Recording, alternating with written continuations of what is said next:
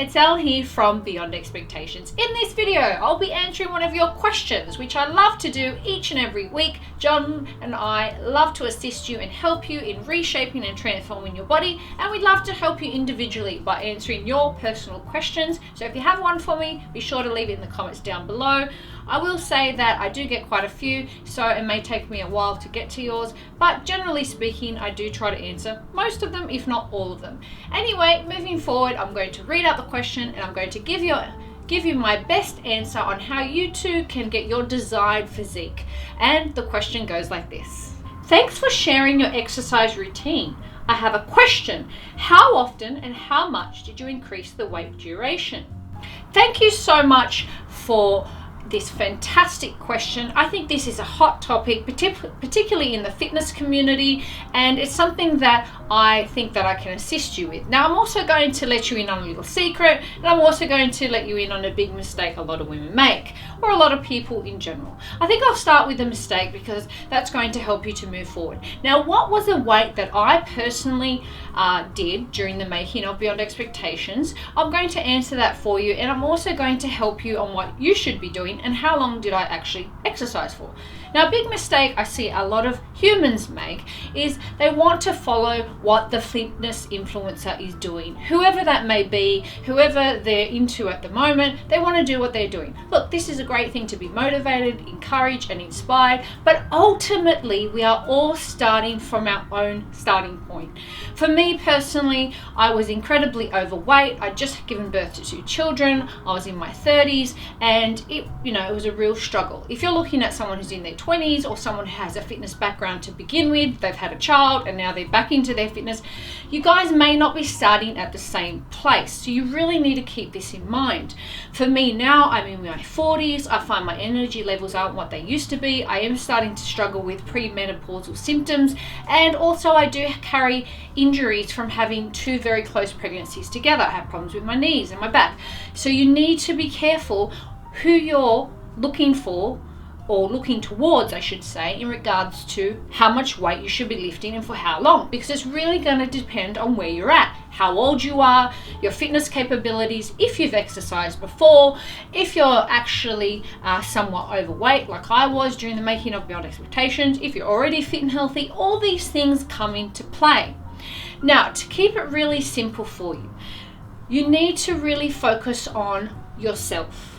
I know we all know that, but we live in a social media society where we're all looking to our neighbors, and as the saying goes, the grass is always greener, and we're looking to them, what are they doing, how are they doing it, I should be doing better, yada yada yada, when ultimately that's not going to give you results. Now, I think this is a long way to go about, well, what did you do? The trouble with just telling you what I did is you copy what I do, and if you're not in the right place, or if you're more advanced, or whatever the case may be, it's not going to work for you. So ultimately, what John and I suggest that you do personally is do 55% of your maximum output. What that means is if you can comfortably deadlift, for example, 50, you'd want to do 55, which would be roughly 28. To make the math simple, say half, it would be roughly 25. Or if you could do, say, 5 bicep curls. All right, half of those would be 2.5, or to make it easier, you could say 3, but that's what we mean by 55% of your maximum. Also, that's the same with weight. If you're using your body weight, if you are overweight, you're going to have more weight to lift. So therefore, you may not be able to do as many repetitions. There are 2 ways that you can overload the muscle. You can overload the muscle with repetitions, and you can overload the muscle with weight. The trouble with repetitions is, you can be going at it for a very long time, and you don't want to be doing it until the saying, the cows come home, which is a very long time. And weight, there is the trouble that you overload it too much, you can't handle the weight, and you really injure yourself. So you need to find that sweet spot, and that's why John and I suggest 55% of your maximum. Now, for me personally, I only exercise 30 minutes of weights and 30 minutes of cardio. They weren't done together, they were done separately. So I did weight training, resistance training, then I did cardio, which was just light walking on treadmill. And I did them 3 to 5 times a week. Now keep in mind, I had a newborn, I had an infant, I had a sick husband who's still sick now, work commitments, all those things that were stacked up on me whilst making Beyond Expectations, because I obviously was making a documentary at the time. Some people think I'm crazy that I filmed my birth. It was actually quite graphic, and we decided not to put all the graphic bits in because nobody wanted to see my vagina, which is fair enough. But so you've got to keep in mind that I had a lot on my plate, so often exercise wasn't a top priority. Now, here's the thing. When you are going to work out your muscles and you're lifting weights, what you do is you're creating a micro tear in that muscle. Now, the way that the muscle repairs is through adequate sleep and adequate nutrition. So there's no magic number, and that's the big secret. It took a while to get there, but here it is. There is no magic number. I know that the fitness game would like you to believe, buy my app, I have the magic exercise, the magic number, the magic amount of fitness you need to be doing, 20 minutes, 30 minutes, half an hour, whatever. There isn't a magic number, because ultimately it's very simple. I'll give you the simple key to success. 3 things: eat right, sleep right, and exercise. I think we all know that, but this is the way John and I break it up. 90% diet. What does that mean? That means 90% of your time, energy, focus needs to be in your nutrition. If you are skipping meal prep to go to the gym, that is bad, because it ultimately leads to eating muffins while you get your coffee, having snacks at the cafeteria, or eating that birthday cake that your friend, classmate, staff member, whatever the case may be, colleague has bought in, because you are not prepared.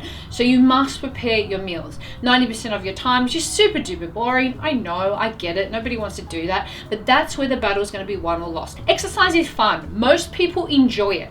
Most people don't necessarily enjoy going to the gym, but generally speaking, most people enjoy some form of exercise, whatever the case may be. So make sure that you are doing 90% is your diet, and then 7% weight, and you're doing 55% of your maximum capacity, which is basically whatever you can do at full speed, whether that be lunges, push-ups, deadlifts, squats, whatever it is, that you're basically halving that to make the math easier, and you are getting adequate rest. I think in this day and age, we are go, go, go, go, and we forget to actually sleep. Turn off the Netflix drama, the Stan, the binge, the Disney Plus, whatever you're currently watching, get to bed.